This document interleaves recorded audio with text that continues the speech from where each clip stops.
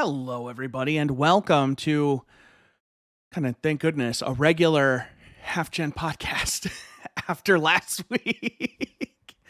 Woo! I'm proud. 3-hour bonanza. I'm proud that we got it all done in one sitting. We have gotten more efficient every single year, and part of that is, thanks to our sponsor, Anchor, by allowing larger podcast episodes. But the other part of it is starting earlier and being able to record for longer. To get all this done in one sitting. So that was a relief. I'm glad that's done. Joined again by Ross and Nat. How you guys doing? How you guys feeling? It's short weeks always feel twice as long for me when it comes to work. So long week. Just even those 2 days in. Yeah. No, my week kind of blew by. I was surprised. Like, I went back to work on Friday, and then like the next thing I knew, it was Sunday, and I was like, oh, I'm almost done. Yeah. Because I don't count Sunday. That helps me get through the week, because that's like my Wednesday. I just don't count it. I'm like, That's it's fair. 2 days, and then there's 2 days, and I'm only really doing 4 days because Sunday doesn't count. God. And then I look forward to Wednesdays when we actually record this. I can actually close time and date. Get out of here. There was something I was going to ask. Right. So, a week removed, how are we feeling about how Game of the Year went? I think it went well. Yeah. I think I was happy with everything. I don't think looking back next year, I'm not sure there will be any crazy out of left field winners like there kind of was looking back at 2019. But yeah, I think it was pretty successful. Yeah, looking back at that 2019 list really was like eye-opening for 2020, because it was like, what happened? I only dwell on things when you guys bring it up, because otherwise, just keep it moving. No, it's not a matter of dwelling. It's just like, it's. I think it's fun to look back and kind of see, like, because that's kind of the games that stood out to us last year. And I look back at 2019, and I'm just like, boy, a lot of these games, I can't think of a game better than them, but I feel like they're not the game I would want to vote for necessarily, even for games I voted for. Yeah, it was a weird year for games, 2019. Yeah, everything is up on Twitter now, all the winners. If you haven't, for some reason, read the article, it's really an easy read. You just scroll. I have pictures and everything. Ow. Just punch my desk. You good? Nice. Yeah, I'm good. I'm good. I'm saying a lot. I kind of just didn't really have a plan for how I was going to start this week. I don't know. I'm a little tired. Yeah, me too. I panic cleaned because I was like, I really had to clean everything today. And then I got on and I saw Nat there. I'm like, oh, hey, Nat, and everything. And I was like, I'll be right back. 20 minutes later, I was like, yeah, sorry. I just literally cleaned everything because it needed to get done. And I wanted to do it this morning, but I played a couple games instead because, it's what responsible adults do, procrastinate. Yep, more or less. I'm not part of the procrastination nation. That's an early winner for the title of the podcast. If somebody wants to throw that in there, Procrastination Nation. Yeah, got it. Throw that in there. Honorary member, I pay my dues and everything. Do you pay your dues? So when you pay your dues to the they're always late. You got to Procrastination Nation. Procrastinate. But is the currency like wasted time? You see, I didn't think this through. This was you're going too deep. I know. I'm taking this as far as I can take it. This isn't Inception. If you actually want to start this and make some Procrastination Nation t-shirts, merch, you could do that. I've been thinking about that. Actually, instead of doing that, we should do like lapels that just say like Procrastination Nation. Listen, except it should just say procrastinate and then end. I have it later. I have plans. Okay, there might be some merch this year. We're going to see what we can do. I mean, to fit in with Procrastination Nation, we should just start them and not finish them, and then it'd be really on brand. It's true. We've been actually part of that for a while, Chris. Yeah, we've been part of Procrastination Nation for last a long week. time. I said I was going to try and get the podcast on Amazon. Whoops. Remember how many weeks? Hey, Chris, when are we going to put the podcast on iTunes? I'll do it next week. Month goes by. Hey, Chris, when do we get? Don't worry about it. Just don't worry about it. It's going through cert. It wasn't. I did it though. God. Ugh, I have to figure out the Amazon thing. I wonder. Do you think people are going to actually listen to podcasts on Amazon? Until they have a killer show or like a loss leader, I don't really think there's any reason for people to go there, especially because all that stuff is on Spotify and Apple is probably going to come out with their own, like, I don't want to say premium podcast service, but like their like shows that they recommend you listen to. Like they're going to dump a bunch of money into it to just step on Spotify's neck while they're down in stocks and everything. I'd be curious to see. I'm curious what the pipes in my home are bustling. I'd be curious to see how many people use Amazon Prime Music compared to other music services. I wonder what that population is like, because I have no idea. I think it's low, but it's at least from what I know, like there's no research backing this, but anyone who uses an Alexa tends to use it because they have more than one Alexa in the house. And I don't know if they know they use it, but they definitely are like, hey, Alexa, play X. Right. And, damn, I'm sorry if anybody is listening to this and they have the Alexa in their house. I just activated it. I'm sorry, I will do it again. But hey, blank, play X, Y, and Z. And now you're listening to something and you're listening it through Amazon Music, and you might not even realize that you're listening to Amazon Music because it's bundled in with Prime. But it's one of those things you pay for, but you don't really notice that you pay for. Here's the thing, though, is Amazon doesn't give you the good version of their music service with Prime. It's a separate subscription on top of that. So, like, if you actually want, like, you know, the YouTube Music or Spotify equivalent, you have to actually pay them extra money on top of Prime, which kind of sucks considering how much Prime is. I mean, it depends, but I do think, especially because the thing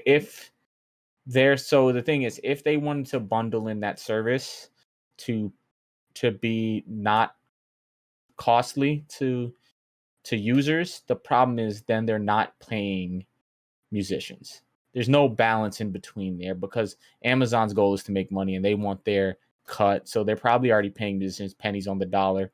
And then on top of that, if they're bundling it in for free, then the premium service, which I'm assuming the major difference is that, you know, you get like whatever they describe as premium songs, and they're premium songs because the artists only agreed to put it on there if they get paid a certain, like, instead of pennies on the dollar, they get 2 pennies on the dollar. Yeah, but we're talking about Amazon, a corporation run by, depending on the day, the richest man in the world. You know, I have no pity for them. Yeah, I'm not saying pity for them. No, but I'm just saying if they can't, like, they should bundle that in Prime. If you're paying for Prime, like, they bundle all these movies and shows that a very small portion of their subscriber base actually uses. I don't use it, and like all they ever do is they're like, hey, have you heard? You can watch movies with Amazon Prime. I'm like, shut up. I want to get to my cart. Get out of my way. And they just won't stop putting it in front of me. And instead of that, they could just be like, hey, have some music. And then, you know, instead of me paying for YouTube Music, which I still do, and I have no problem doing that because I use YouTube way more than Amazon anyway. I think the problem with that is that they've accepted that they're going to lose money on content music-wise. I feel like they assume that visual content will pull in a more user base than audio. I feel like the visual base they thought they could get a real foothold in, especially because when they got in Prime was right after Netflix, pretty much. Like they had stuff in, like they were up and functioning before Disney Plus and everything. Assuming music is one of those things where it's like Apple and Spotify control 75% of the marketplace and everything else gets broken down. So they're fighting for a percentage of a percentage at that point of people who actually use it. And the people that do use it are people that are already baked in their ecosystem. Like, you know, I don't know if you guys watch MKBHD, but he always talks about Apple and being behind the like in the walled garden. The walled garden, yeah. Yeah. Very much Amazon is very much trying to recreate that with their own products to like a creepier extent, if that makes sense. It does. Yeah, unfortunately. But I don't know. That's just a Yeah. me thing. And I do think you're right, but the problem is the way music is structured right now and the way people pay out musicians already get fucked, for lack of better terms, by their record label, management, and everything else, that they get such a small percentage of that to get that percentage of the percentage that Amazon is raping, and then they get it, at that point, they're really getting nothing. So Simple they have solution. to convince musicians to take nothing. Choose video or music for Prime. You're right. Choose. I mean, I would never take music from Amazon Prime. I wouldn't either. At that point, I would hope I could just pay for the shipping thing because I don't watch anything on Amazon. I don't want anything else bundled in Amazon. I just want the shipping, to be honest. Yeah, I use Prime every now people. and then when they have a movie. Like they had Good Times before Netflix was on there, and I would always talk about Good Time and try to share it with people. But that's the Safdie brothers film with vampire guy who's now Batman, and in Tenet. Why am I drawing a blank? Robert Pattinson. Robert Pattinson, yes. Is it Pattinson or Patterson? It's Pattinson. Pattinson. Okay, yeah. Paddington Bear. Patterson Yes. is the automotive YouTuber. That dude in blue. Excuse me. Oh, I didn't know that. But yeah, that's our Amazon Music portion of the podcast. If you listen, I genuinely want to know if you have any interest in listening to this on Amazon. Let me know. I'm really like super curious to meet somebody who's like, yeah, I would totally listen to your podcast on Amazon. Podcasts are different because they have such a clinch in the audiobook market that I'm sure what they're trying to do is they're launching their podcast platform to pitch to people with books. Hey, set up your book that you're already going to record an audio book for, but set it up as a podcast. I'm assuming that's what they're going to start doing. Yeah, but then you'd be giving that away for free. Yeah, as a podcast. Yeah, but I assume their hope is, hey, this is going to put your stuff in more eyes and stuff. And I'm assuming they're hoping what happens with like Making a Murderer and like how that was essentially a rip off of Serial and then stuff like that. Like they're just hoping that these stories they're pitched to authors and stuff is, hey, this gets big enough, you spin into merch deals and movies and stuff after. So you're thinking they're going to go for the scripted podcasts more so than anything. I assume that's what they're going to do. I know they were talking to some podcasts. Like some podcasts I listened to were saying that they've had meetings with Amazon about securing like an exclusivity deal. So yeah, I mean, it just depends on how much money they're willing to dump into it. But I'm assuming it's a lot because they have a lot of money. Yeah, I thought at one point, I thought maybe at one point Mark had told me that Amazon owned Anchor. I'm not throwing Mark under the bus. I might have misunderstood, but I thought Amazon owned Anchor, but it's actually Spotify. Yeah. Spotify bought Anchor for almost like $500 million. I'm pretty sure. Yeah. So thank you, Anchor, for not being. They bought Gimlet and they bought who's the guy who made 40 for 40, old ESPN guy. He has his own sport. Bill Simmons. Oh yeah. They bought his network and they bought something else for a bunch of money. Who do you think eventually owns Spotify? I think, because we can all agree Spotify's not going to be that big. Who eventually is people already own Spotify. Spotify is a big percentage of Spotify is owned by the record labels already. Yeah, but when they're over it, who owns Spotify? I mean, which of the big four owns Spotify? The only one that would make sense to buy it is, I think, Google, but that's what I was thinking. I don't think they're going to. I think Spotify is going to hold on, especially. I would say what makes more sense is Universal owns the biggest stake out of all the record labels, at least from my knowledge right now. In Spotify, they will probably just keep increasing every chance they get when Spotify dips, and they'll probably try to hostile take over it or something. They were trying to do that a while back, and Spotify was like, hey, we don't want to do this. And they've tried to, convince their shareholders that their retaliation for that was jumping into podcasting, which isn't really doing them much favor right now because their stocks are way down. Well, it's a fun fact. 10 Cent Music is a subsidiary of Spotify. Oh God, They're in everything.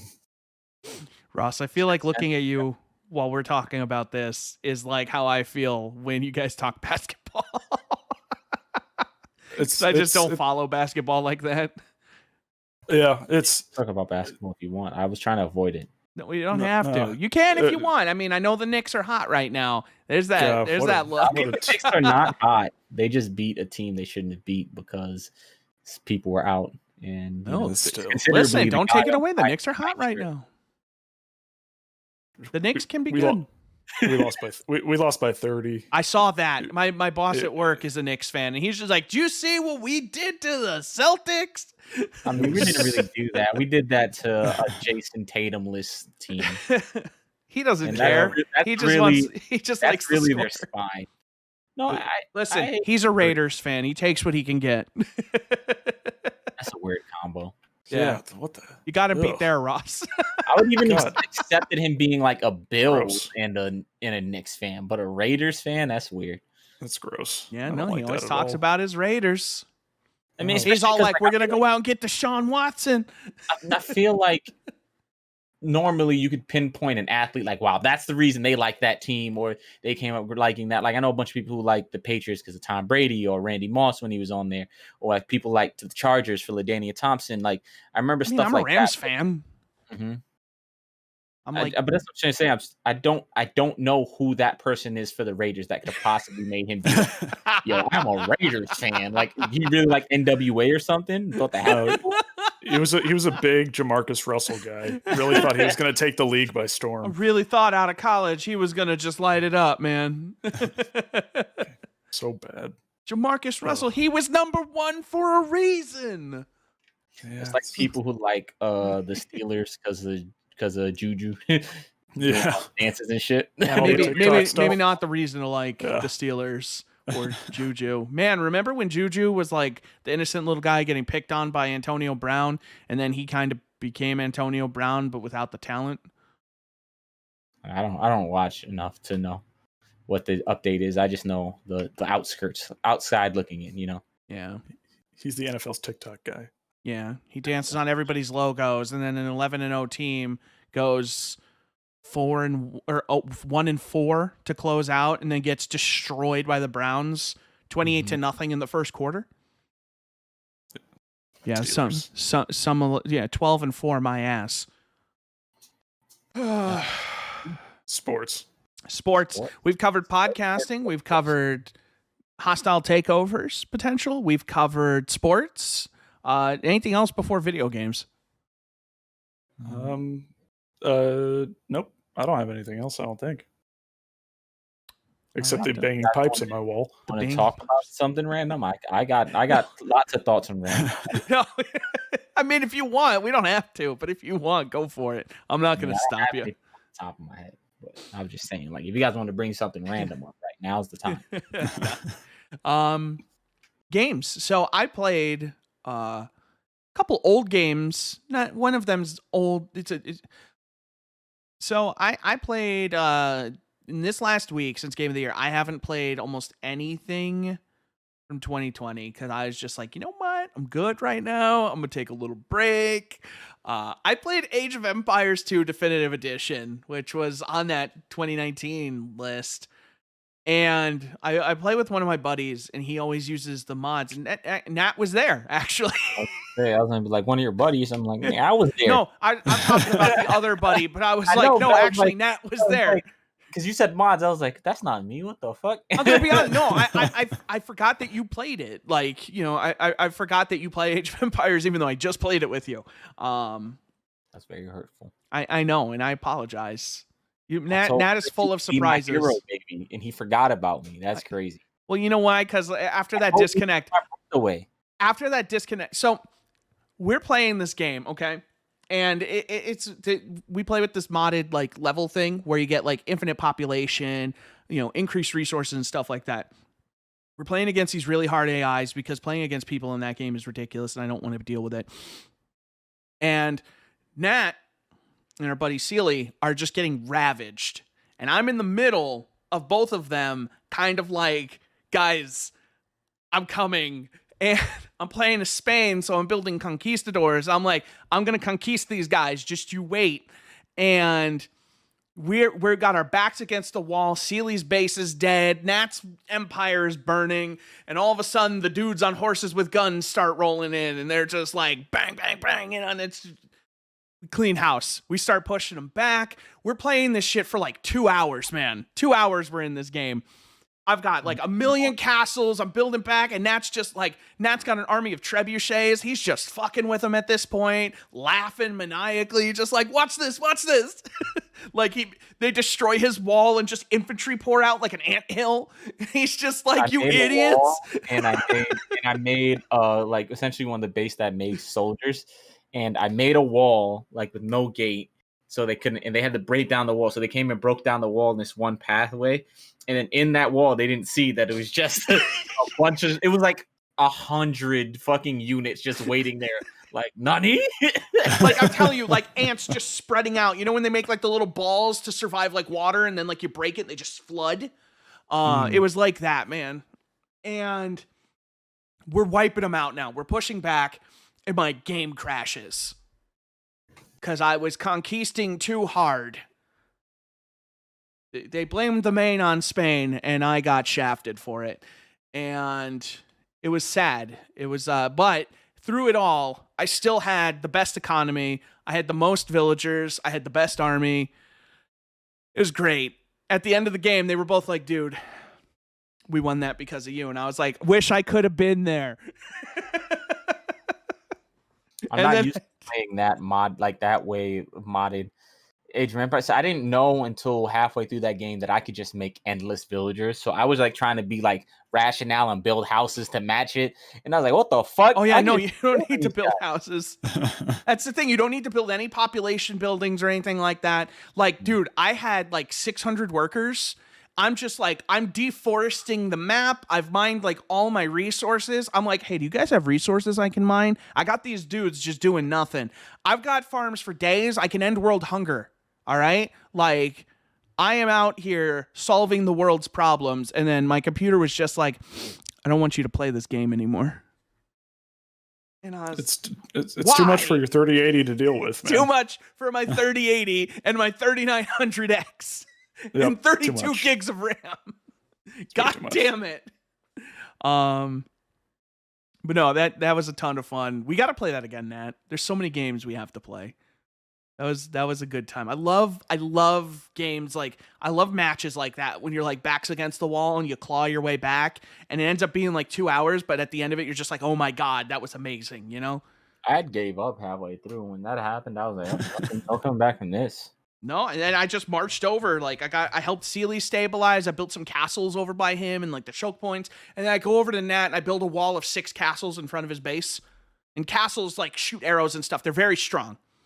So they kept marching troops trying to kill Nat. And there's so like single file line of troops and just like rain of arrows. And they're just dropping like flies. And they're just like, why can't we get into his base? And then Nat's just building the trebuchets. Again, laughing maniacally because he's just blowing them away, just throwing stones. Big stones, you know? Just at glass houses. Whew. It might as well have been. Trebuchets mess you up. That was a lot of fun. Played StarCraft 2. Played that with TJ and Zane. That is always a good time. StarCraft is one of those funny games. Like, I go back to Destiny after a week of not playing it, and I have to like readjust myself to Destiny. I have to be like, whoa. Game is either way faster or way slower than I remember based on what I was just playing. StarCraft is one of those games. I'm like, okay, SDSD drone, build this, do this. Okay, go expand, do this, do that. Like, I just know. My hands just know what they're doing when I play that game. I kind of love it. It just, I don't know it's how. Like riding a bike. There's a muscle memory to StarCraft that no other game has. And I just play it, and it doesn't matter what race I'm playing. Even my weak races, I'm just like, all right, I'm going to go build 2 barracks outside TJ's base, and TJ's dead. I love that game. It's a shame that game is kind of over. That RTSs at Blizzard are kind of over because they're still the best. Every time I play it, I'm a little sadder that I'm like, man, they're just not going to do anything with this anymore. Nope. They tried to do it with Warcraft 3 Reforged. We saw how that did. Well, yeah, I mean, but the thing is like they did a good job with the StarCraft one. I just don't know where they went wrong. You know, because it's like you did a good job already. You clearly know what you're doing. And I think that killed any potential for a Diablo 2 version of that, because they're just probably like, okay, we don't know. We don't know what we did. We just It's like messed up. Wolfenstein Youngblood. You did such a good job with the last 2 games. What happened? What happened indeed? I wonder if that would crash my computer now. There's a sick part of me that wants to play that again, just to see if I enjoy it more with the patches they've done and with it not trying to kill my PC. I don't know what was wrong with that game, to be honest with you. I mean, playing it was a big problem, because like it blue screened my computer. It would hard crash my video drivers, everything. It would just like, you'd be playing it, you would load it up, you'd get to the main menu, you'd go to play, and then the computer would just lock up. It couldn't even blue screen. And so like I went through all this troubleshooting, and eventually I got it to a point where it worked enough that I finished it. And the gameplay loop of that is like they basically made I use this term very loosely, but they made a Destiny.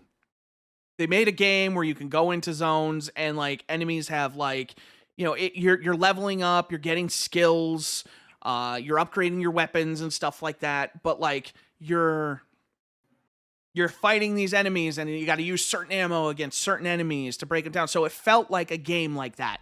It felt like one of those shooters, like a Destiny or a Division or something like that. Like you had skills and things like that. And it's just like, I don't want this, you know, like I want it just a game where me and my buddy could just go shoot Nazis and not have to think about it. You know, and Wolfenstein Youngblood was like just not that at all. Like there were parts where you're walking around and like you're fighting dudes on a street. You go slightly up that street, they're all max level, and it's just like, I can't fight you. Why are you here? And it's just this giant robot shooting at me across the map, and I'm like, dude, there is nothing I can do to you. I'm just gonna run, and please stop shooting me. But he doesn't stop. Never does. Never does. But yeah, they made a lot of changes. I did eventually finish that game. I kind of hated it. But again, sick part of me wants to go back and see how it feels now with a lot of those changes that weren't in place, and just with new hardware that should run the game a lot better. I'm wondering if I go back to it at this point, it's just better, you know?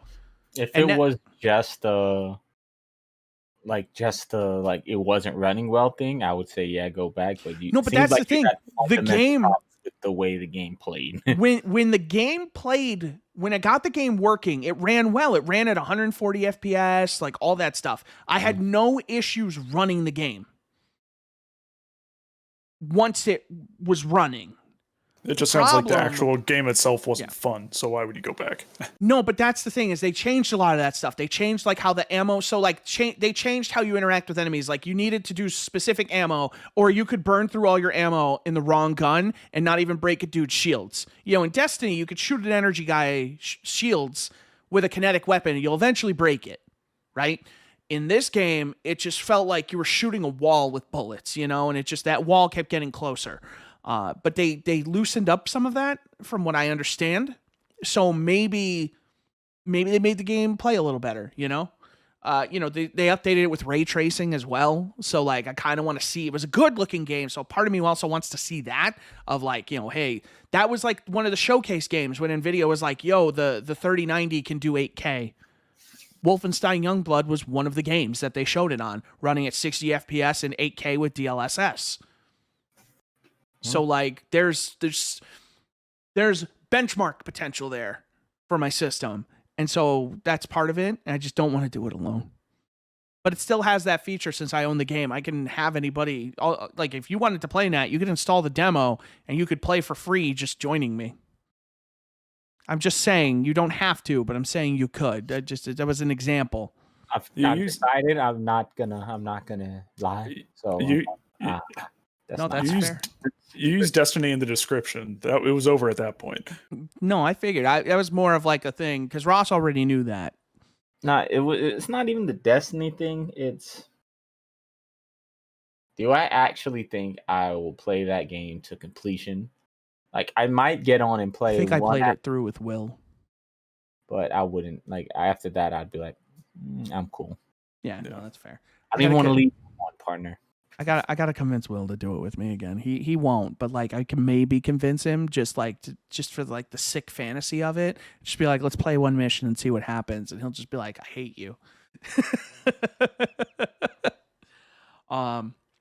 As far as new games, I did play 2 new games this week. I played the Monster Hunter Rise demo.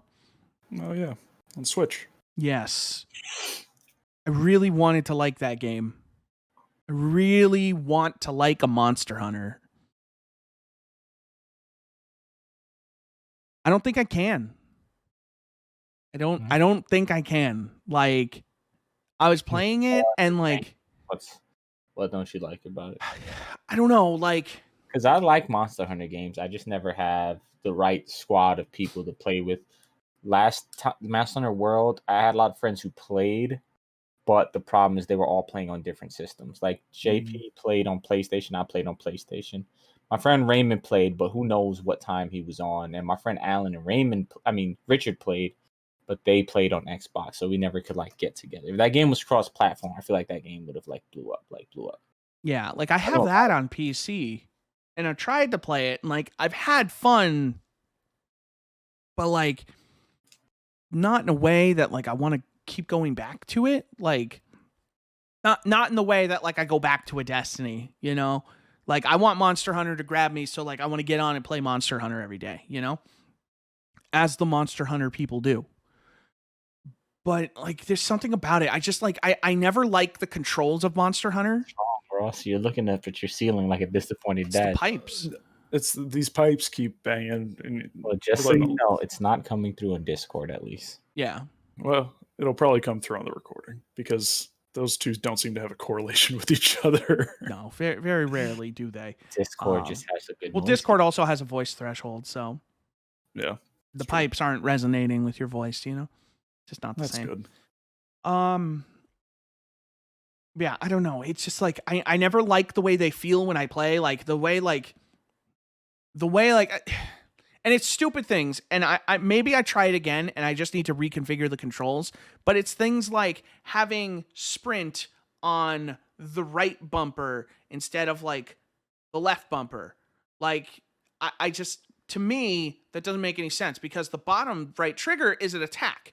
And like, you know, I want to be able to sprint over here. Like if you're going to put sprint on a trigger, I feel like you should always put it on the left because that's the movement side. That's my movement hand. That's how my brain works.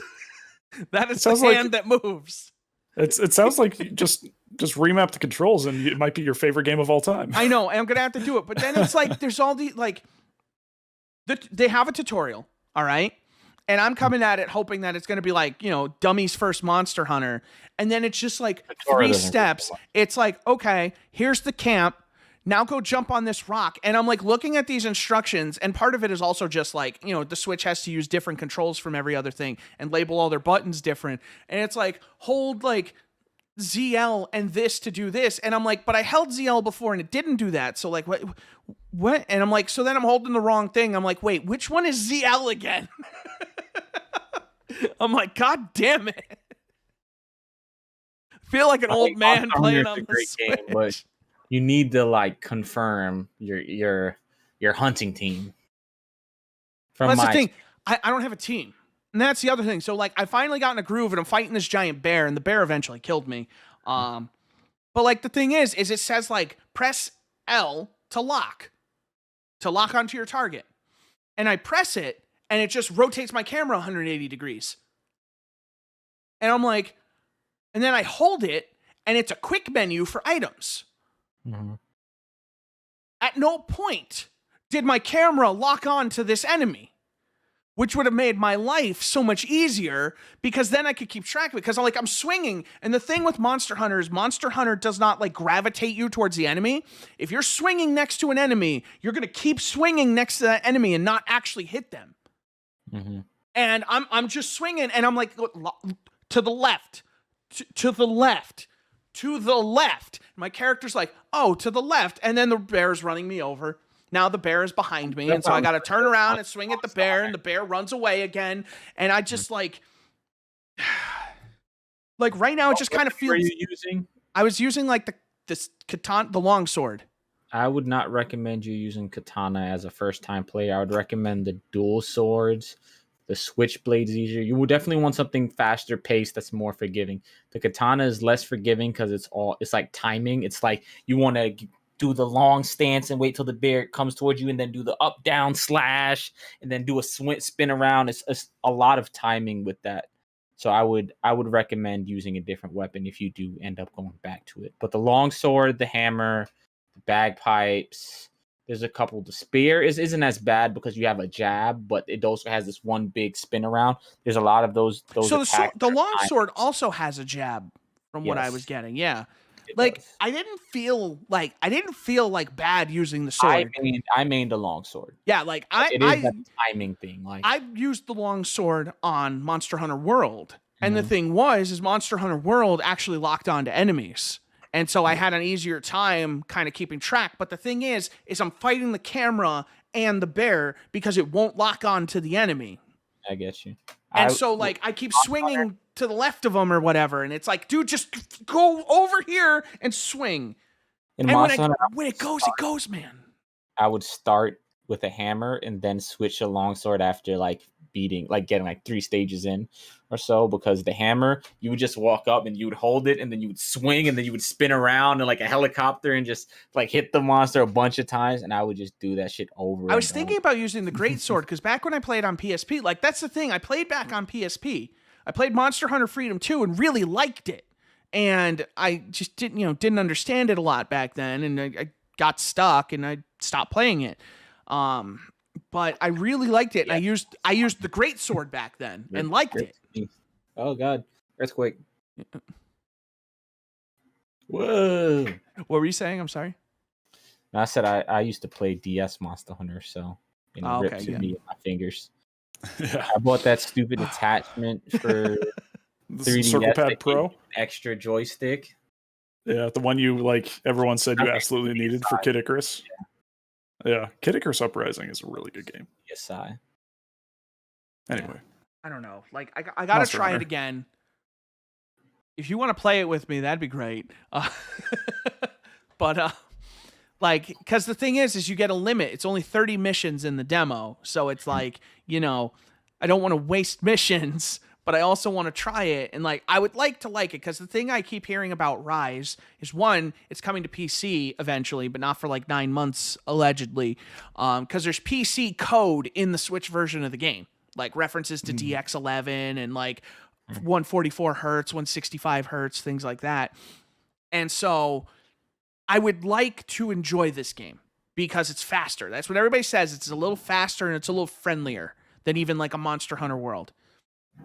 I would like to enjoy a Monster Hunter. I would like to play my Switch more.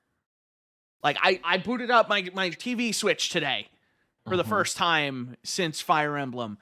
And I was like, you know what? I'm going to play this today, and I'm going to play it on the TV with my Pro Controller. And I'm just sitting there, and I'm like, ZL and what? And then I do, okay, so it's you get this grapple thing, and I'm like, okay, that's cool. And then the game's just okay, here's this grapple thing. Now here's how you ride this dog. Here's how you drift on this dog. And I'm stuck on, wait, what do you mean drift on this dog? And the guy's like, what are you doing? Come find me. And I'm like, I'm still trying to figure out what you mean by drift on this dog. And the dog can drift. Power slide the dog. You can power slide the dog. I think that's the title this week. Yeah. Can you write that down? Thank you. Yep. Oh my God! That's your drift song. Yeah. How you do it? Dun, dun, dun, dun, dun, dun, dun. Yeah, no, but that was literally it. And so I spent disappointed. You wanted to sing it. I spent 10 minutes drifting this dog. And it was the most fun I had. I want to like that game. I have to try it again. But I just wish it dying and just not being able to lock onto that monster was just so frustrating that I just put it down and I was like, you know what? I'm going to go play something else. I'll come back to this. I want to like that game. I want that game. I feel like if I could get into it, I would really like it. And it's getting into it that's the hard part. The problem is while I feel like the idea of having it on Switch would be cool, the reality would not be cool of me actually playing that game. I feel like I would have a better time sitting down at like the computer and playing it. Well, I mean, do you want to play Monster Hunter World then? Because I already own that. I don't own it on PC. I own it on PS4. Oh, That's the problem. I never bought it on PC because I didn't know anybody who I would play it with on PC. But now Rise has came out. We might as well just wait till Rise to start it up. Rise isn't coming out till 2022 on PC. I mean, I'm in rush, but I don't know. I kind of want to play it. I think I'd have fun. Anyway, I also bought. It entered early access like a week or two ago. You guys familiar with Everspace? I've heard of it. Yeah, I think it used to be a mobile game, like in the early days of like iPhone gaming. And then they eventually brought it to like PC. So they made Everspace 2, and it's basically like this space dogfighting game, you know? You go around, you blow up a bunch of stuff, you explore crazy enough in some buildings with your ship. I've seen this game. So it's like big, like open, as far as I can tell right now, it's like big open environments. Like you've got missions like, oh, you got to go collect these resources or things like that, or you got to shoot these guys or defend this guy or something like that. That game looks really good and plays really well. And I'm not the biggest fan of that genre, but Everspace has like, you know, like there's a lot of customization options. Like you can find new gear. Like you could swap gear on your ship in real time and just be like, oh, I unlocked this. I got this new weapon I just picked up, looting this guy. Like there's loot. You can go around and you can loot things and like get gear. And like, I like that. That's good for me and my soul. It is good for you.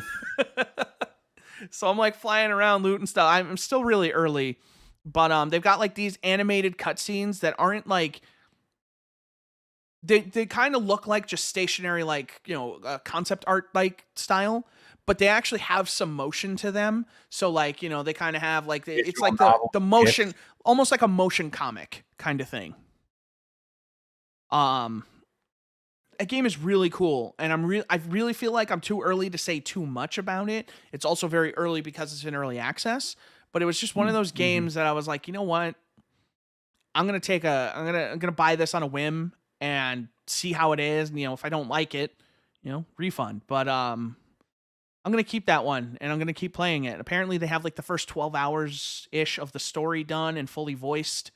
Oh, nice. They plan on being in early access, I think, until like 2020. So it's probably not a game we're going to be talking about towards the end of this year, but it's definitely Until like 2020. 2022. Excuse me, 2022. Back to the future. I don't want to talk about it. Yeah, that's nice. That sounds cool. I don't buy a lot of early access, but this was one that I was like, I feel like if I get into this one early, I'm more likely to stay into it. So I'm going to actually try and play this like legit. Otherwise, I did purchase it, but I have not played it yet. I have Hitman 3. I'm going to play that tomorrow as of the recording. I want to buy it as well, but I'm in the conundrum of buying it for the Epic Games Store, and also I want to wait until I get paid before I convince myself. So today I came home, started playing Divinity because I was like, I knew what type of build I wanted to do. I wanted to experiment with it before I mess it up while we're actually playing our co-op campaign. We should try and play more of that. One Tuesday doesn't feel like That's enough. my favorite day of the week right now. I'm not going to lie. We should probably talk about that. Last session started kind of like, that was rough at the beginning there in that first fight, but like, that was probably our best session overall. In spite of that rough start, that pretty much felt real good all the way through. Like we're starting to figure out how each of us wants to play, and we're doing more planning and we're doing more talking during battle, and I really appreciate that. And we're let y'all know, I just want to be high up. If you can put me somewhere high up, we're all gonna have a better time. Yeah, I love how Nat and Cypher are like the odd couple where it's constantly like we see a battle coming up, and that's just like, yo, Cypher, you want to teleport me up there? Sure, bud. And then boom, and then he's just raining terror down with a crossbow. It's great. And I'm finally getting to a point where I don't just die, from a couple I hits. was looking at earlier today, figuring out what skills I need to take. I need to take at least 1 point in polymorph, and I need to find some armor with scoundrel on it because I need to get the cloak and dagger thing I gave you, Chris. But I knew it was going to be better in your hand because you probably had everything you needed for it already. I need to get, like I said, I learned that right away. I need to get cloak and dagger and I need to learn whatever the sneaky thing is, because with that, if I could do that, there's ways with that I can extend my movement and stuff and then get to places. Like even if we initiate battle and I'm out of place, that will help me get back into position. So yeah, that's what I need. I'm gonna try. And I know where I need to dump all my points in and stuff. I was just looking at it and like planning it out and stuff. Yeah, I'm gonna try to. As I really hope. You froze for a second like this. So I was like, I really hope that thing on the ship lets me respec everything, because I feel like I'm going to change a bunch of stuff. I took a bunch of stuff in not warfare. I think I took a bunch of stuff in warfare. I think I need to put more. I put some stuff in one thing. It's whatever gives me the height advantage. I need to wait to do that until later. I think I took that too early where I'm at right now. To like take advantage of it, I need to make my character stronger and then get that stuff, because where I'm at right now is not going to be always guaranteed that I'm going to get the height advantage. So I just need to go for the straight DPS. Yeah. And I think warfare gives me that actually. And I need to pump a bunch of points into warfare and ranged. And then I need to have like 20 in warfare, 20 in ranged, and like the rest in whatever there is that gives me the height advantage. I can't remember right now. Yeah, I think warfare gives you like plus 5% damage to physical attacks with every rank you take. Yeah, and all my crossbows are physical attacks, and I just got to make sure I prioritize getting straight physical attack over effects, because I want the effects. It's better for me to take the effects being attached to the arrows instead of taking it being attached to a bow. Because there's some skill that gives you like range, like elemental, and that's actually bad for my character for whatever reason, because it doesn't register the arrows as like it's this weird loophole where it doesn't register them as like whatever that needs to be to activate. And I think I might have taken that. I don't think I did. I think I was eyeing it, but I want to make sure I can get a refund on that. Yeah, correction. Warfare increases all damage you deal to physical armor. Yeah. So yeah, it's good. It's one of the things that I have invested points in as well. So especially because I could just stand back, bow, bow, bow, tear through their armor. Yeah, I'm definitely looking to respec some stuff too, because I have like air magic and earth magic and polymorph magic. I'm spread out too much, and it's like I think Divinity 2 is definitely more about focus. I think I'm gonna give up my geomancing once we can, because I don't think Fossil Strike is worth it. So I'm gonna take that back. In there. I'm gonna stay focused, and what I might do is I know Cypher's doing necromancy. I might try and double in a little bit of necromancy, like dabble a little bit in some necromancy. But I want to refocus. I'm trying to decide if I want to invest points in my health, because I do die quickly, but I also just don't want to invest points in health when I get the thing is I'm finally getting strong where I'm finally killing people. I'm gonna make my character weaker, to be honest with y'all. As far as defense, I'm gonna take glass cannon as soon as I can. Because as long as once I get the stealth stuff to retreat, if I get glass cannon, as long as I don't get hit, it's ridiculous. Yeah, I gotta get myself I want to keep putting points in to get my crits with my daggers, because having the two daggers, you saw, I was starting to hit hard. I was chunking 40 points off of people. But I need to pee, and I keep interrupting you because I'm let me just, and I'm gonna go pee, and I'm fuck. Go ahead. You're good. You're good. Right back. I gotta do what I did last time. That was pretty cool. Oh, the wallet? Yep, the wallet. There it is. I do have pants on, so no worries. It's not about lack of pants. We're the most professional podcast on the internet. Yeah. In case you didn't know. You know it. You want to talk but about... yeah, I think... Excuse me. What's that? No, nothing. I just... Oh, you said something before that. I didn't know if you were going to talk Divinity or if you want to talk about another game or... Just one last thing on Divinity. Yeah, no worries. Take your time. Like, I think I want to stick with air magic because I think the blinding light spell is actually really good for me. Oh yeah. Once magic armor's down. But I think I'm also going to stick with polymorph because as soon as if I'm in the front line and like Nat and Cypher are chunking people down and the physical armor is down, I can just turn them into a chicken and then not have to worry. We don't have to worry about that person for a while. That's fair. It could be good. And that the tentacle attack actually does like a ton of damage, which is crazy. But yeah, no, you were really hitting your stride. As far as just like everybody else is over here, I'm gonna go isolate myself with these 3 dudes and keep them busy, and just like you were just staying alive and just being like, "Let me hit you." Yeah, because I have a spell that refills my magic armor, and then since I'm using a shield, like the weapon ability is to refill magic and physical armor. So like I am super tanky, which is good. But yeah, it's like fun. If we can keep that going, I might try and stick with you a little bit more. Mm-hmm.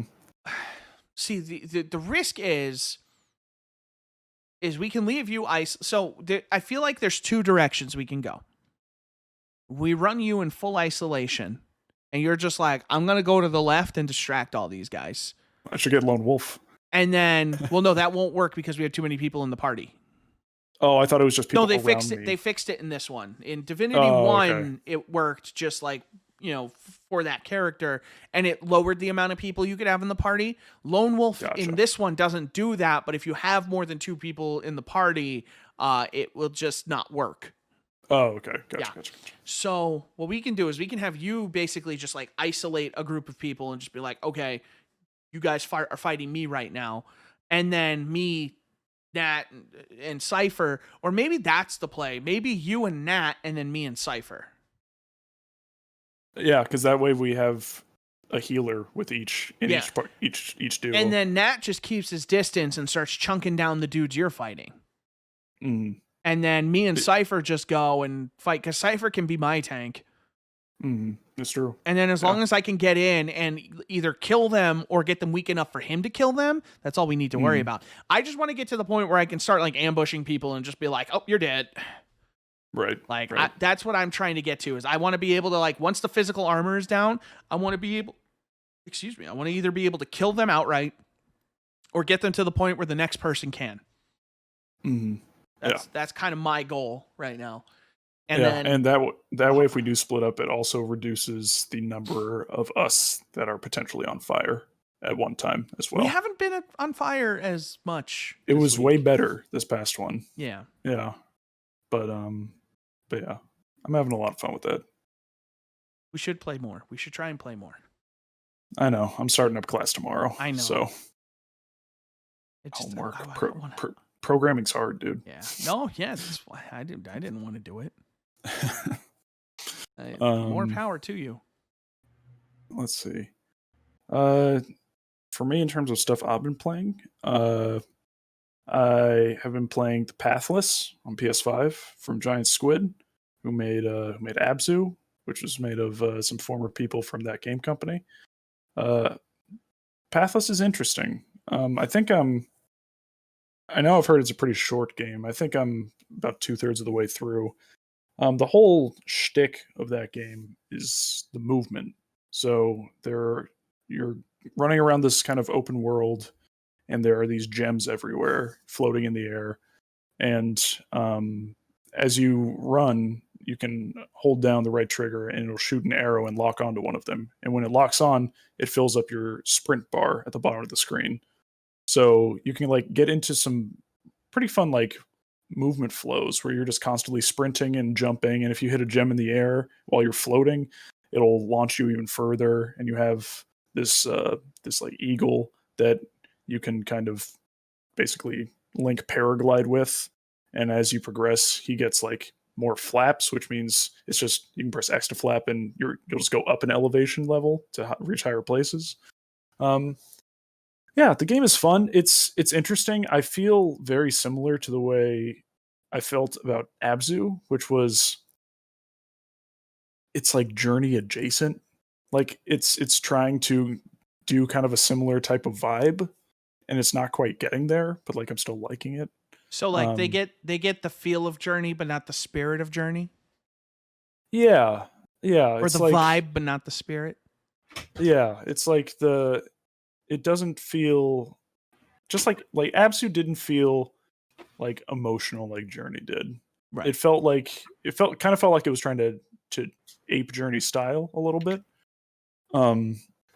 And it didn't quite get there. And I feel kind of the same about the Pathless, and it's unfair for me to be comparing them to a certain degree, but it's just a similar way I'm feeling. But I'm probably gonna finish that up and probably this weekend, hopefully get a final say out on it next week. Besides not much. I've been playing the Pathless, which is pretty good. The other game that I played and finished today was Suzerain. Played through an entire run. That game's really good. How'd it go? Retirement. How many terms did you get? 1. Oh. Yeah, I made some missteps early on. I made some deals maybe I shouldn't have made. Oh, you wheeled and dealed. No, I played straight shooter, man. So, like the first big infrastructure project I did, instead of the railway between kind of the main city and kind of the southern part, I did the highway. I did that too. I picked the wrong company for that. Which one did you pick? I picked Potential over Proven. No, I did Taurus. The same thing. I did Taurus as well. It took them 2 years to do it, but they did it. Yep. Yeah. Yep. Yeah. No, I also did Taurus. The annoying part was by the end of the run, the like economy bar in the top left was almost full. Yep. Like I felt like I had brought them back. Yeah, no, I had that. And you know what happened is like the next chapter went back down to 2 bars. Yeah. Yeah. Did you pass your constitution? Nope. Oh. Couldn't get it through. Did you get it through? Hold on. Did you get it through the assembly? I did get it through the assembly. Okay, yes. So we did the same thing. Damn it. And then yeah, I couldn't. I tried to convince the centrist judge to get her people, and it just didn't work. No, you got 5 votes, right? How many were on the Supreme 11. Court? 11. I got 2 votes. Oh, 3 votes. I got 3 votes. See, I got 5. Yeah. I'm a smooth talker. My president reign. Did you make any alliances? Yeah, I made an alliance with oh god, what's her name? I made an alliance with the not all of the places. Like Rumfeld, the one with the Queen. I did not make an alliance with them. The people who were gonna they want to invade you. Yeah, it's the territory directly south of that starts with Angola? AG. Angola's a real country. It's something like that. But yes, Angola, something like that. I made an alliance with them, and I made an alliance with the people south of me. Wait, with Welland? Lethia? No, that's west. Lesbia, I think. Lesbia. Yes, I did the same thing. Okay, so you didn't do anything with Welland. No, I didn't do anything with them either. They had their whole thing, but they were in such disarray that I didn't want any part of it. Well, they wanted you to definitely kill a lot of people. Yeah, and then I also aligned myself with the ATO. Yep. And I did make a deal early on with the guy who runs all the media. I made that deal, which actually, honestly, didn't bite me in the butt that bad. Like toward the very end, it came out that I had made the deal, but nothing happened. Like there was no follow up on it. It was just like one of those like news stories you can read. But what did you do about the secretary? Oh, you guys are going so. Take the headphones off. Take the headphones off. I investigated her, and I made Peter step down. Spoilers, I did too. guess. Yeah. Who did you pick for your new vice president? I picked the Speaker of the House, the conservative woman, to try and balance out my ticket. I didn't like her. I didn't want. The only reason I would have picked her is because she was a woman, and I was like, that's not a reason to pick her. I picked the guy from like the progressive portion of the party. The other dude, he's an ass, and I kind of regret it. Yeah, like, I picked her. He's a dick. I picked her because everyone said I was too liberal, and she was like the conservative part of my party. I thought it would balance the ticket out a little bit. But what were your big things going into the election? Like what were your big like I had education and I had education and open borders and stuff like that. I had to focus on healthcare. So I built a lot of hospitals in rural communities, which brought up the life expectancy. And I did because early on that the country with the queen to the north seemed like it was threatening quite a bit. I did put money into the military because I was nervous about them up top, and I knew that our army was not great. You know what I actually did? I not only didn't do that, I actually changed I made it a volunteer army. Oh, me too. I did that too. Okay, yeah, I did that. To trade off, I researched advanced weaponry, and basically our army was small, but it was like state of the art. No, I didn't put anything into that. I couldn't afford it. I went negative, making sure that we had good healthcare and good education. So I had a negative government budget, and I just decided I was going to fight them by having bigger allies than them. And so that's why I joined the ATO, and that's why I got Lesbia, because I was like, look, if these people are gonna go to war, they better be damn sure they want it. You know? Yeah. What is that? It's I don't know. Are we good on the spoiler stuff? Okay. Almost. But so I made Peter step down, and then he committed suicide. Whoa. Yeah. Did you throw him under the bus? Or yeah, because he's you the went one who all the way. You called, you completely. Yeah, because he was the one who hired her and didn't go through the proper everything. I played it. I get it. He's my friend, but sharing the blame at that time with my already tenuous standing was not wise for me. No, I didn't share the blame. I kind of played it diplomatically, and I basically said he has chosen to resign from his position because of it and stuff like that. I didn't necessarily throw him under the bus. I kind of put him in front of the bus and said, "You figure it out from here, my guy." So he wasn't happy, but he did not commit suicide. Yeah, he left a note, left his wedding ring on a bridge, an empty bottle of pills, and no body. So, yo, you kind of get what I was saying about that game, though, right? That game fucking hits you, man. Yeah. So what else? Basically, Liliana Graf or whatever, who was the minister of not the military, but internal police, local police. I basically never did anything for her, and didn't give her any extra funding or anything. So toward the end, she resigned from her post and then ran against me for the upcoming election, and she ended up winning enough votes. So I spent the rest of my time supporting my wife and the women's rights movements, and I'd written that into law and everything. Yep. So she continued on doing that. I became a professor at the university. You would. And just happily lived out my life after that.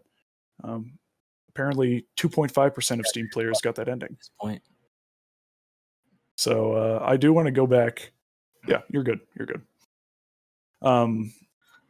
But yeah, I do definitely want to go back for another playthrough, though.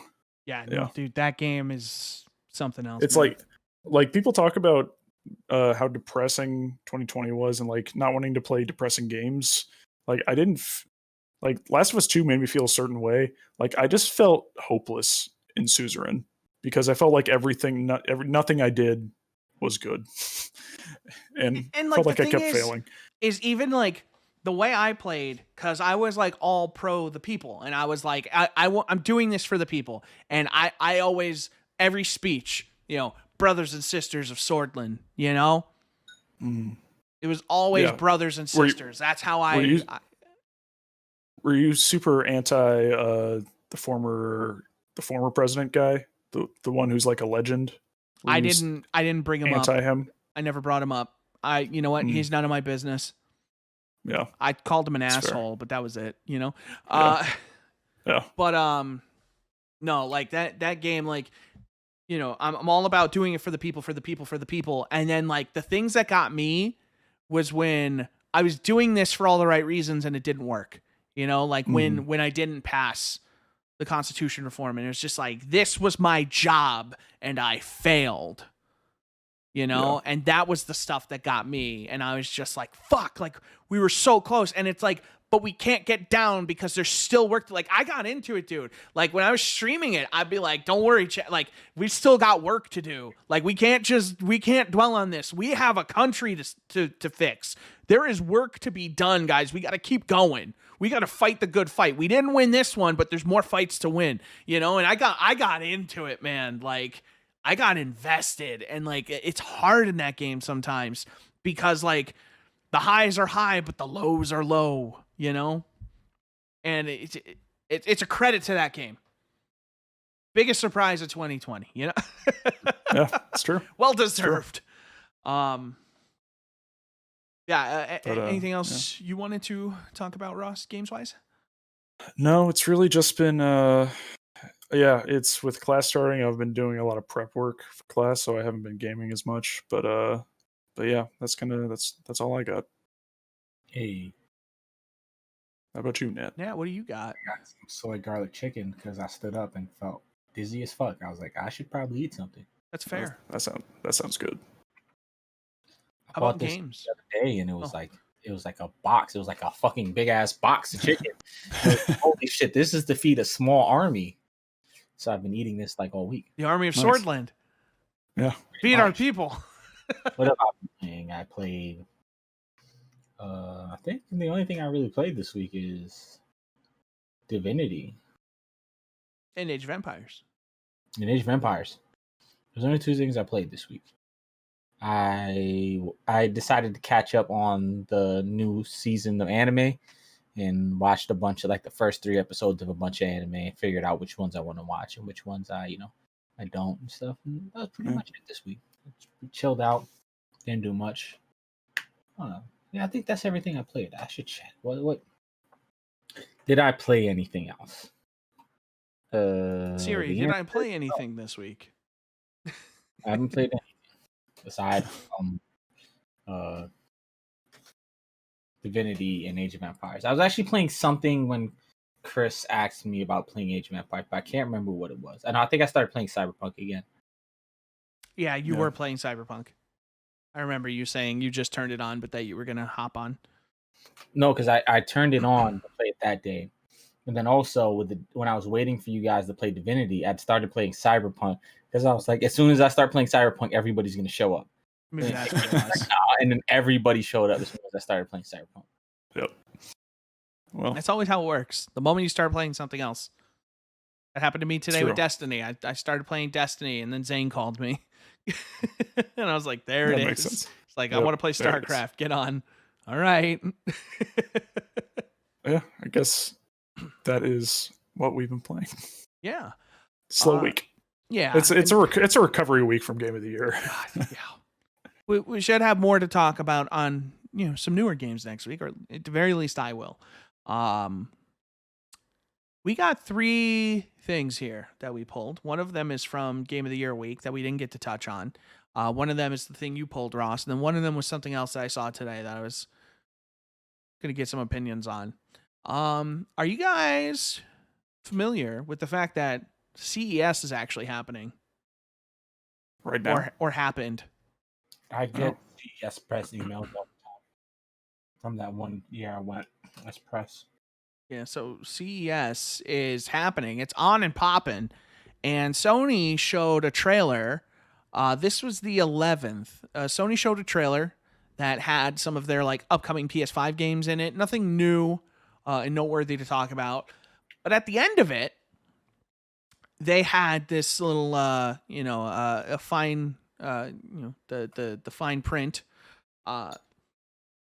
talking about. For some reason, they showed Uncharted 4 and The Last of Us Part 2. So they had some dates or windows, I should say. Ratchet and Clank for PS5 coming in 2021. Horizon Forbidden West coming 2021. Returnal was coming March 19th, 2021, which was confirmed. Nice. What is Oh, it? nice. It's from Housemarque, the people who made like Resogun and Super Stardust and Dead Nation and Alienation. Nex Machina. Yep.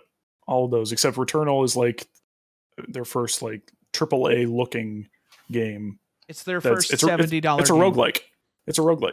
So we'll see how that goes. I'm kind of interested in that game. I'm interested in it.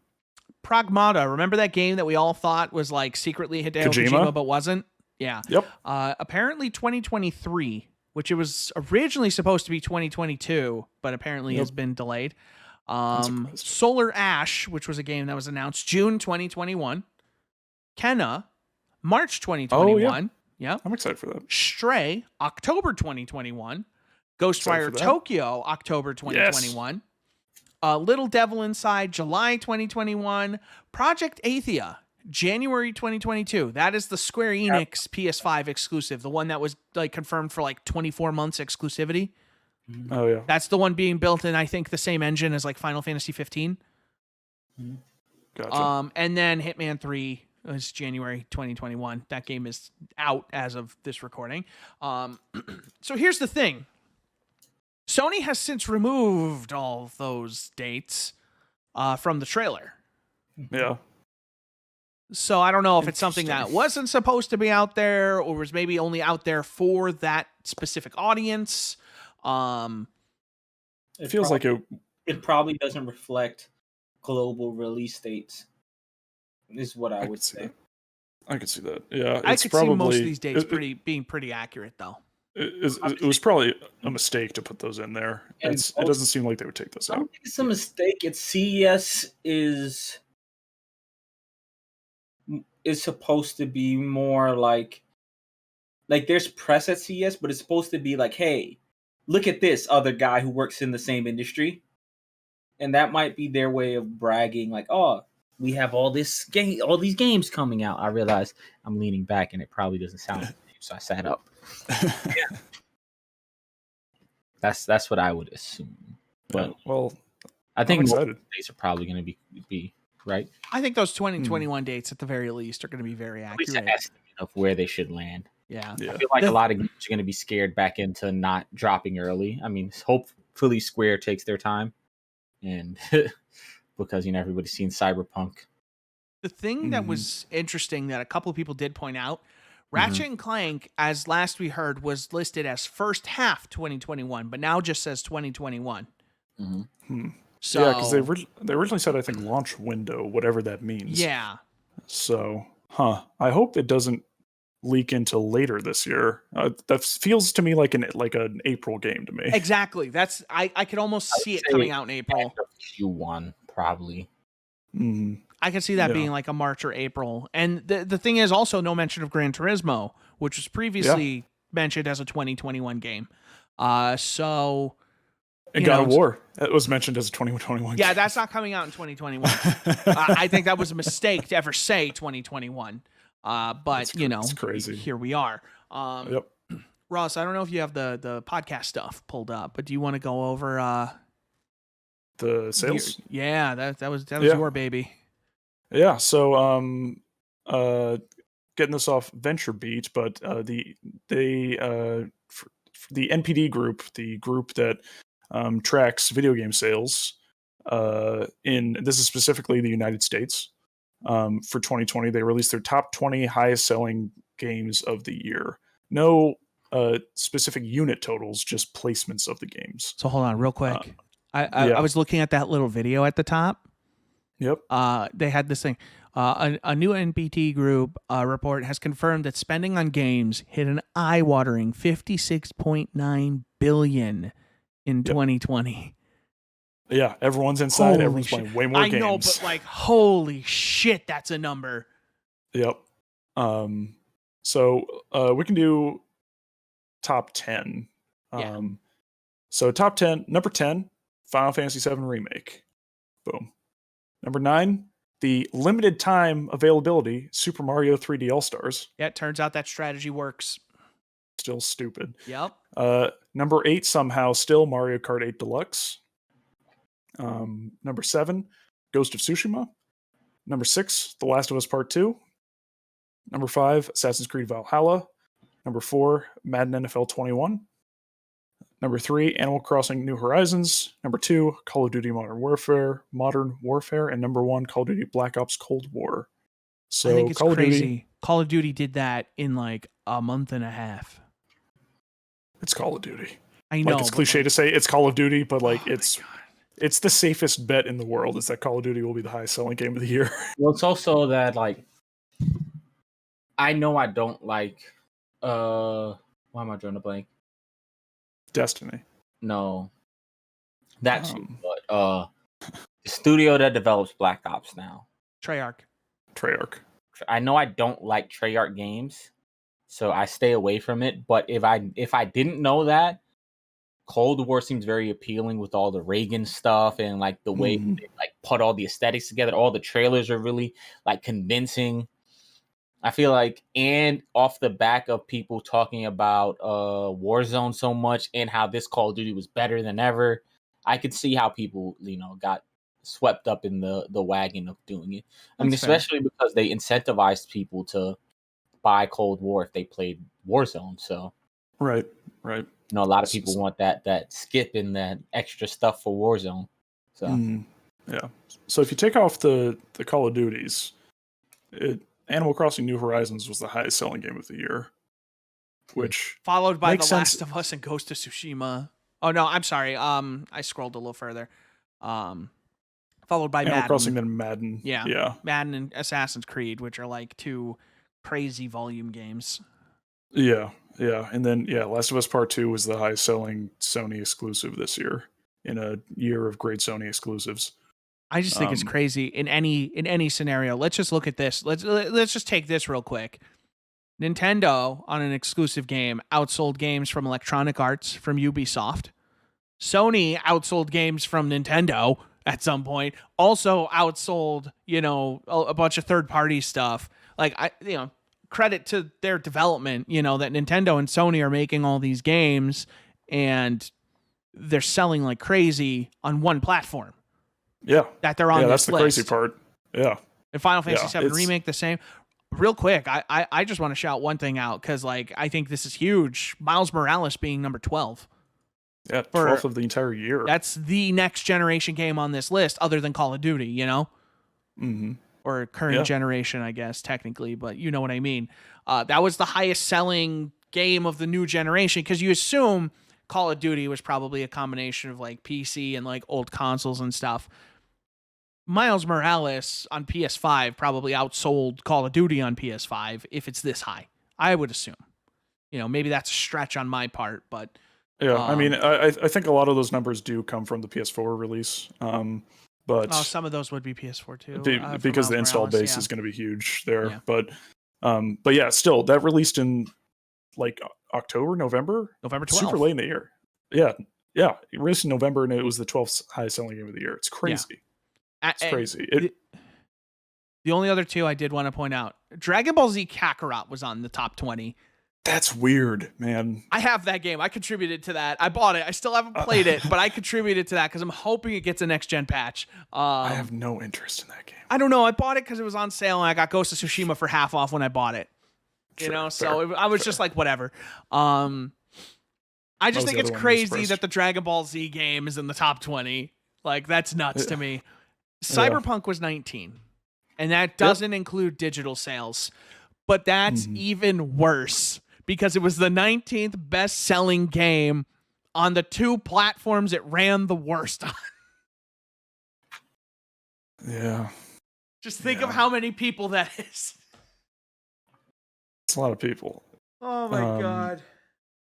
But wait, does the asterisk mean not including the digital sales? Digital sales not included, correct. So that doesn't So, include PC. That doesn't so- include so- anybody who bought it digitally. So Animal Crossing hit number 3, and this is without digital sales, Correct. which is even crazier. Same with Mario Kart and Super Mario. Crossing digitally. So like those Yeah. two probably sold way better than we even think. The Yeah. Mario Kart and Super Mario All Stars. It's interesting. I'm happy to see.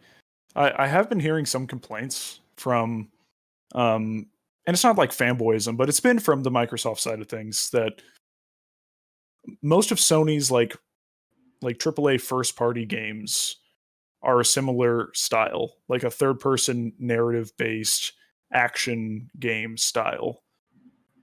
But they're obviously working because so many of them sold so well. Like I get it, and I get the criticism, because especially with like people jumping to conclusions about Sony shutting down the Killzone website and all of that stuff as well. Oh, I meant to pull that too. Yeah, Sony shut down the Killzone website, which doesn't prove anything. It can be read into, but yeah, it's good to see these games getting rewarded that I like, at least. I don't know if you guys remember. Remember 2 years ago when I can't remember who it was. They were trying to be like single player games are dead, and they were trying to, Microsoft. yeah. Yep.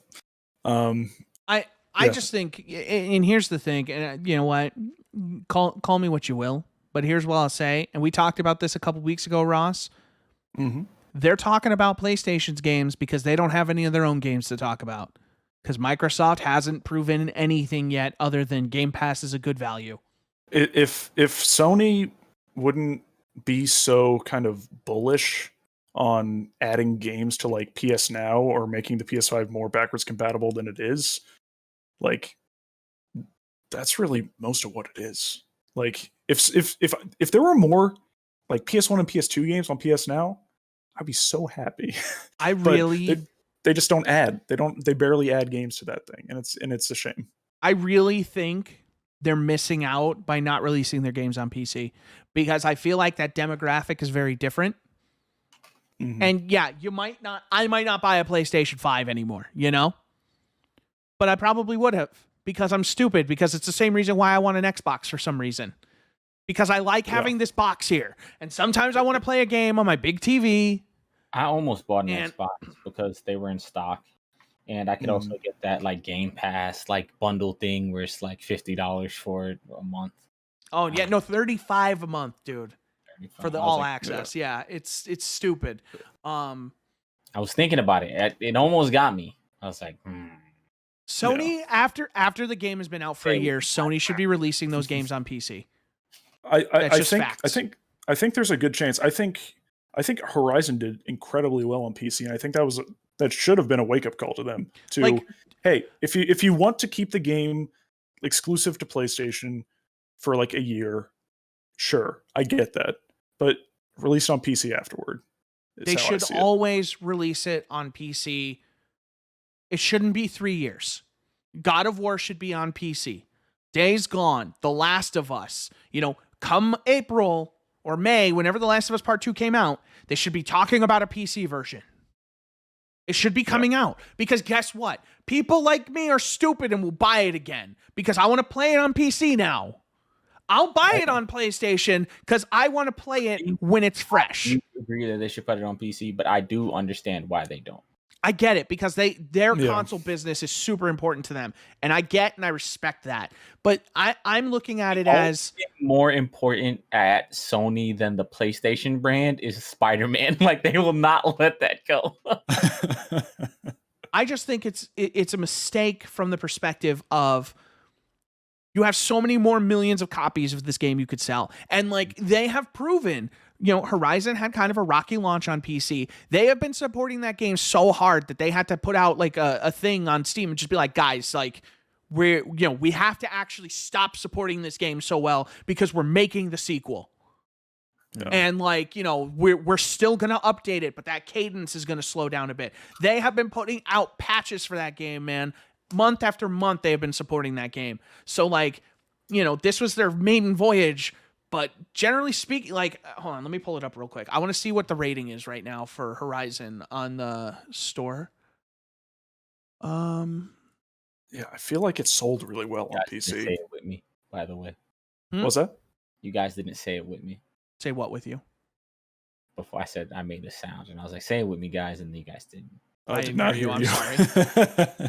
So all reviews, this is dating back to like, when it kind of had that rocky launch, is in 31,000 reviews, it's a 77% positive, but in the last 30 days, 94% on almost 2,200 reviews. Like they've come full circle on that. It went from mixed to now mostly positive. Like they're fixing the game. Like, and that's the thing is like, they've laid the groundwork for God of War to come out and things like that. And that's the thing. I am okay buying these games again to play them on PC because I'm more likely to, boot up my PC and do that because I'm on my PC anyway. I like the idea of having that better frame rate that, I like the idea of 144 that I'm not going to be able to get playing it on, my PS5. I'll always buy the consoles, even the Xbox. I'm going to end up with an Xbox at some point because I'm going to want the consoles at some point. But I will buy your games again on PC. I'm not afraid. I'll do it, Sony. And there's a lot of people who would do it, and there's a whole hell of a lot of people who won't buy your box, but would be more than happy to play your games. True. It's true for our audio listeners. Matt's playing how many pens and pencils can he put in his hair? This is a and a chopstick. this is one pen, so this is like a stylus. This is America. One unrelated story that is not really noteworthy, but I just kind of want to bring it up because I'll forever defend The Last of Us Part 2 against a lot. Against the haters. Yeah. So obviously when it came out, Metacritic, the user score was like 3.4. People were just like bombing it without having played it, solely based off the leaks. Metacritic had their annual user poll, which they released the totals for each. Third place was Cyberpunk with 1,691 votes. Ghost of Tsushima was second with 2,079 votes. And The Last of Us Part 2 was number one with 10,194 votes. So if for whatever reason the discourse online, the negative discourse has kept you away and you think it's just critics who like the game, people like the game too. It's just they like it much more quietly than the people who hate it for dumb reasons and some valid reasons. Form your own opinion, buy the game and play it. People don't know how to do that. Like you don't have to conform to, the thing. You don't have to conform to the collective hive mind of, internet people. The internet is dumb. People on the internet are, I'll say it, usually dumber than they are in real life.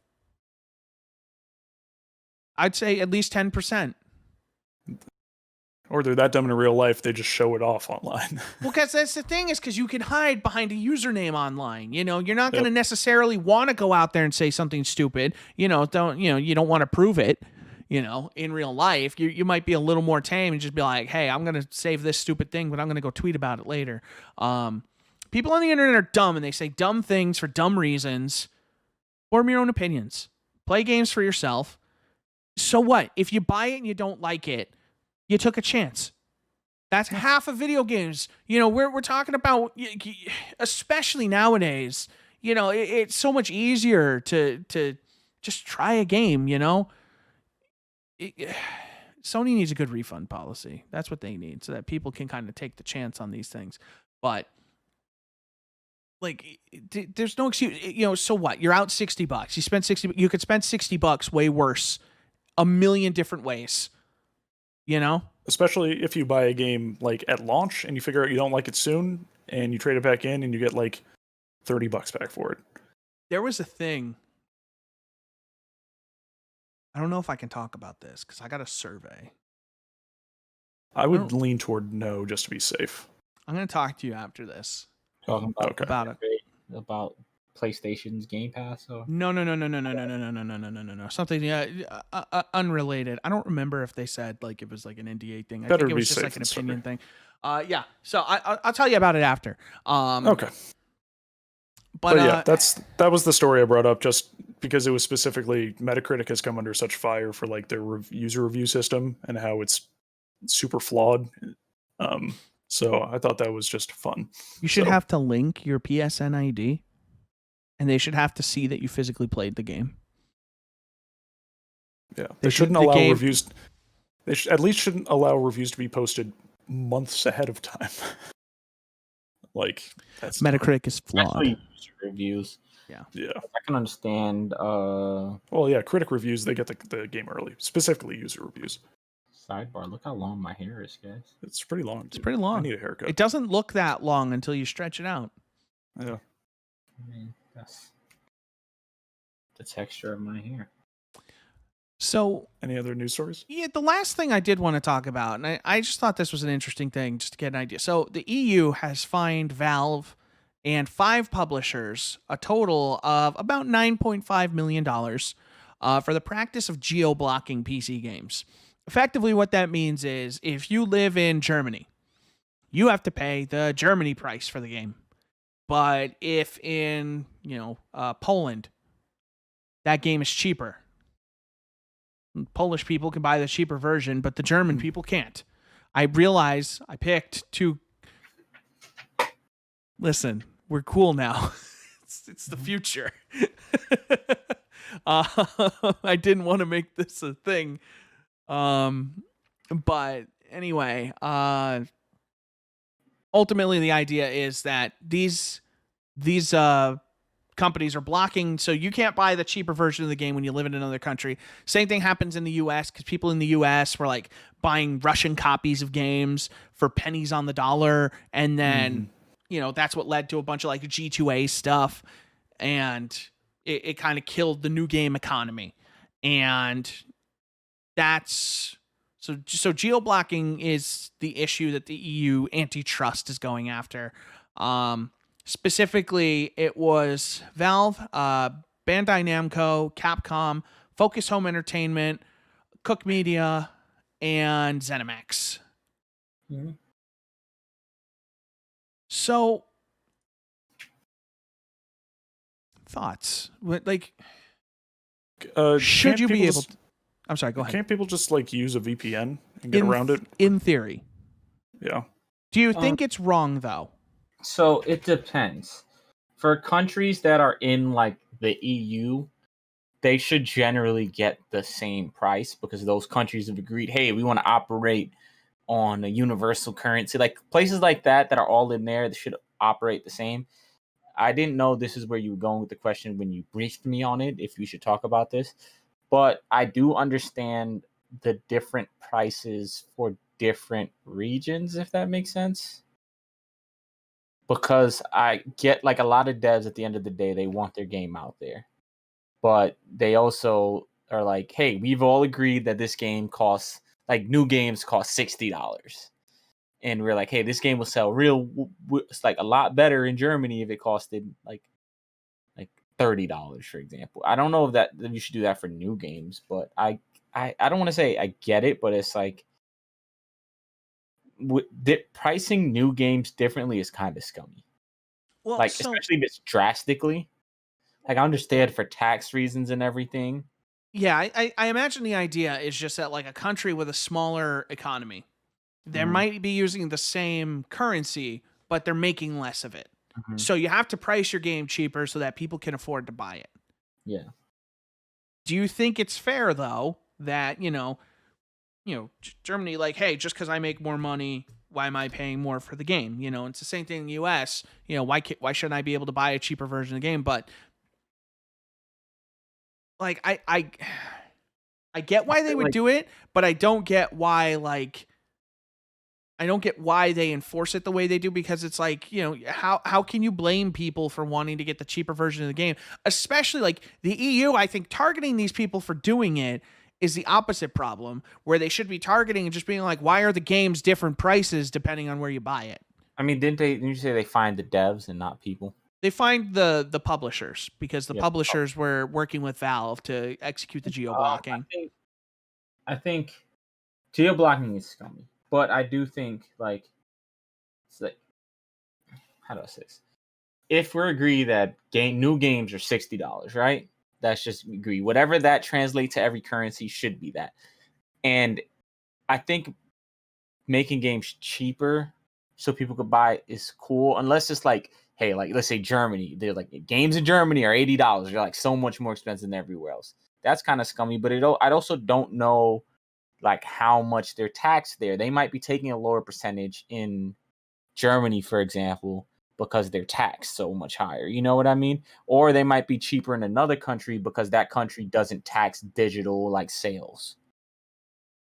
Yeah, So it's that's why it's so weird, because a lot of these other things play a factor into it.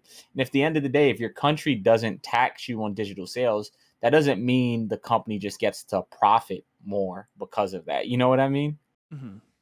yeah, it's like how like in Australia games are so expensive. It's Mhm. like a $70 game here is at like $125 game in Yeah, Australia. It's yeah, like taxes and the cost of getting the game out there. It has to be like put on a boat or on a plane to get physical copies out there. Like the logistics end Mhm. up like pushing up the cost so much more. It's Australia in terms just of like needs to go full all digital. it's like it just but for mainland Europe, I don't know. I think it's tough. I'm falling back into like my Suzerain mindset where I'm just freezing and not wanting to commit to anything. So, like I said, it's a complex problem, but there are multiple reasons why. Because one thing could be wage disparity. Another thing could be tax reasons based on what your country taxes on. You know what I mean? Like, that's what I'm trying to say. Imagine if the rest of the world, imagine in China, you had to pay a bunch more for a graphics card because America decided we're going to put tariffs on it. We're already paying more for graphics cards because I'm of saying tariffs. we are, but that's our government's fault. You know what I mean? I'm saying imagine in China they make it, and you know this only should cost like X, Y, and Z, and only reason the price is higher in America is because, and they're like, nope, we're gonna sell it to you for the same price, and we're just gonna take a bigger profit on you because of it. I think that's pretty shitty. That's like me coming to your block with an ice cream truck and be like, for you guys $1, for those guys over there $2. Keep coming to my block. Both blocks. Like imagine. There's Yeah, You're gonna get run off that block. Let me tell you. Once they find out that you're charging $2, your truck ain't gonna make it off the block. It's a lot. It's not an easy. If it was easy to solve, it would have been solved already. So there's a lot of moving parts when it comes to development, distribution, publishing, marketing, all that kind of stuff factors differently because your marketing budget is different per country, and then distribution is different per country. So it all is just a big mess. So in certain places they still charge you fees as if you're selling physical games. So like, especially with like the music industry, there's a lot of like contracts, and I just know more about like the way music industry stuff works, but like the same thing applies to games. And that was like Epic's big complaint with the amount of money Steam takes from devs, because it's like that's a retail percentage based on like loss of product and stuff. And it's like there's no storing product or loss of product with digital copies. It's like you shouldn't be charging somebody 30% if you don't have to store the stuff or you don't have to account for loss because it's digital. Yeah, makes sense. Yeah, it's interesting if nothing else. Mm-hmm. So it just depends on where and how and everything. But is Chris's video purple to you all of a sudden? No, it is not. Okay, not cool. purple. Just me. Sweet. Chris is just turning into Grimace before our very eyes. No. Reality is often disappointing. Please buy a Big Mac. I was gonna say, when Chris brought this up, I thought he was talking about like I can get the glove. Like region locking. When you said geo lock, I thought you were talking about region locking stuff. Because No. Grown up playing DS games and stuff. That was a whole thing. Yeah. It's always nice with Sony. Like they didn't region lock games. You could just buy You know them. what's funny? I didn't really know there was region locking when I was a kid. I visited Germany, and in one of the airports, Pick that jewel up. You just dropped. what? Pick that jewel up. You just dropped. Oh my god. No, it was like in 2005. It was like I was like a sophomore in high school. It was like a school thing. It was bigger flex. So they just had a thing. It was like a tour thing. It was 9 days, Germany and Austria. So in one of the airports, they had. I mean, I could tell you how I got the money, but I'm going to bring the room down. So if you want to know, continue. But yeah. So in one of the airports, I had my DS, which had come out. I bought that my freshman year, and I see WarioWare in one of the places, and I'm like, oh, cool. I'm going to buy this. Mm-hmm. No concept of region locking. Right. Thank God it didn't matter because I popped that in my DS and it worked. And the problem is I didn't have a power converter for my DS. I only had the plug adapter. Yep. And so my DS died on the second day. And so I didn't really get to enjoy that game until I got home and then also bought a PSP. So 2005 was a good year. Because I got a DS and a PS5 or PSP. Oh jeez. Imagine. Way back. Had this PS5 shit for 15 2005. Years. One more story I did want to bring up before we close out is one I just saw on from GameSpot. Gabe Newell went on with One News and talked about how Half-Life Alyx has kind of brought energy to the studio, and that Gabe Newell confirmed that they have multiple games in the pipeline looking to focus on single-player experiences. Valve needs to keep making games. The list leaked a couple years ago of like all the games they were working on. Mm-hmm. They just went radio silent for a while, and Half-Life was on there. So with how they are, I wouldn't necessarily trust any list of any amount of time, but like I think the industry is better when Valve is making games because Valve is pushing the industry forward with a lot of innovation. No, I didn't mean it was like a concrete list, but it was like a list. It said like, oh, Team A is working on this, and like stuff they wanted to work on, they didn't have any team on it. Like it was like Left 4 Dead had a team on it. Like Counter-Strike had a team on it. And there was like Portal, and it didn't say whatever it was called, had a team on it. And Half-Life was the closest one to coming out, and it had a team on it. Yeah. So just turned into Half-Life Alyx. So I would assume that's a realistic. Maybe that was valid then. Yeah, I just think because that stuff leaks all the time. Valve's working. How many times have we heard Valve is working on Left 4 Dead 3? It's coming out next year. They've apparently been working on it for a while. Yeah, Gabe Newell in the interview said, "We definitely have games in development that we're going to be announcing. It's fun to ship games." So there we go. I would assume at least one or two of those games to be a VR experience. Probably. Will it be both a non-VR experience and a VR experience? That's the question. Do you think we're going to see Into the Valley of the Gods again from Campo Santo? I don't know. I don't know. Do you think they feel reinvigorated after working on Half-Life Alyx and they're like, yo, let's go make that game?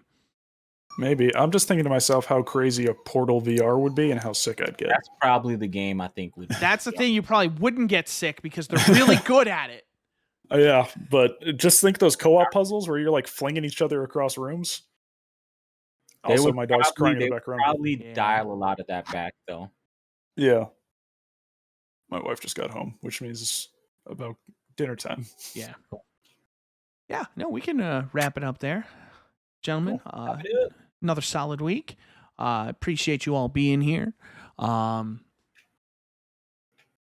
Anything? My top 10 list should be going up by the end of this week for 2020. A couple other final says I have in the pipeline that I still need to put up that are done. They just need to get put up. Yeah, I saw that. Somebody closed your door. You're getting haunted.